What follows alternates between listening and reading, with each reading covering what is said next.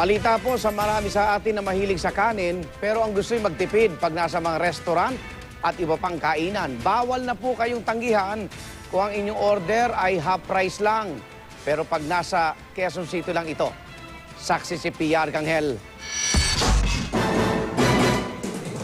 Sa maraming mga Pinoy, ang mga putahe hindi masarap kung walang kanin. Likas nga mahilig sa kanin ng mga Pilipino kaya sa ilang kainan may only rice. Pero mahigit 3 kilo pala ng kanin ang naaksaya ng bawat Pilipino taon-taon, sabi ng Food and Nutrition Research Institute ng DOST.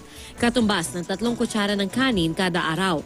Ang halaga niya, sabi ng International Rice Research Institute, aabot sa 8 billion pesos kada taon. Ilang mahihirap na nagugutom ang mapapakain niyan. Dagdag pang nakahihinayang dahil sa mga nakalipas na araw, biglang sipa pa man din ang presyo ng bigas.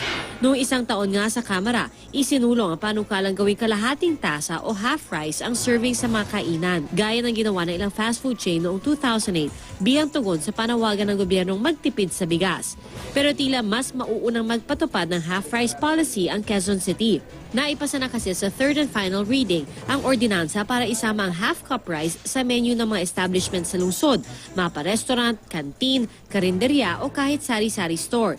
Sa ngayon kasi, karamihan sa mga restaurant hindi nagbibigay ng half rice. Payag ako siya sa kanya, sa ordinansa na yan, na mag-offer ng half rice para may option pang isa yung mga kakain. At the same time, walang sasayang na pagkain. Nakakatulong na sa kalusugan, nakakatulong pa sa ekonomiya. Ang ilang restaurant owner pabor sa ordinansa. Magandang option yun for businesses here in Quezon City kasi nga malaki ma-reduce natin sa mga cost natin, especially sa rice kasi may iwasan natin ng wastage. Pero sa Paris House na ito, di na raw kailangan ng half cup dahil meron na silang tinatawag na small rice. Kung gagawin nating half price, bali ang half price magiging 8 pesos kasi 60 ng regular. Parang lugi po kami doon. Pabor naman ang ilang nakausap naming customer at sana raw maipatupad ito agad para magaan na sa bulsa, bawas aksaya pa sa bigas. Ako gusto ko yun kasi hindi naman ako malakas mag-rice eh.